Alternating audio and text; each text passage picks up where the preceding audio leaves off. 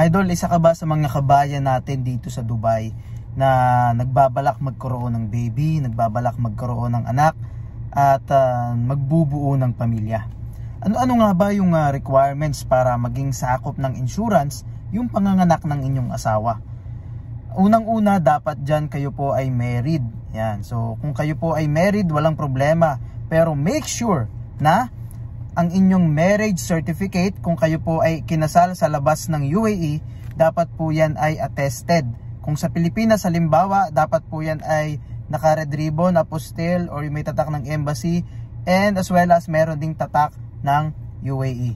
Yun po yung requirements. Tapos, ipasa po ninyo yan sa inyong HR para ma-update ang inyong insurance. Make sure na ang inyong insurance po ay naka-update into married. Kasi kapag ang insurance po ninyo ay hindi naka-update na kayo po ay married, single pa rin po yan. So, sa madaling salita, hindi po covered ng insurance ang panganganak ng inyong asawa. Make sure po na married ang status ng inyong asawa na babae kung insurance niya yung gagamitin para yan po ay masakop ang maternity.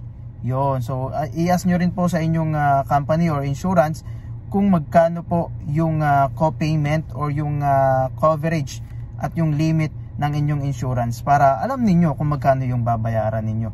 Kasi kapag nanganak po yan, magkaiba po yung presyo ng halimbawa, normal delivery at nung cesarean.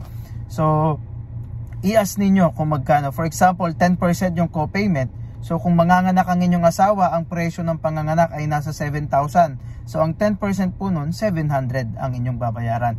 Plus, may plus pa po yan. Yung halimbawa, yung mga additional test sa bata pag nilabas na. Pero kapag cesarean, yan, magkaiba din po yan. Kung 10% naabot ng inyong limit, di 10% din po ng total rate natin.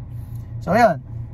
Kung may mga tanong pa po kayo tungkol dito, abangan nyo lang po ang aking mga susunod na video para malaman ninyo kung ano-ano nga ba yung mga dapat ninyong malaman kung nagbabala kayo magbuo ng pamilya dito sa UAE.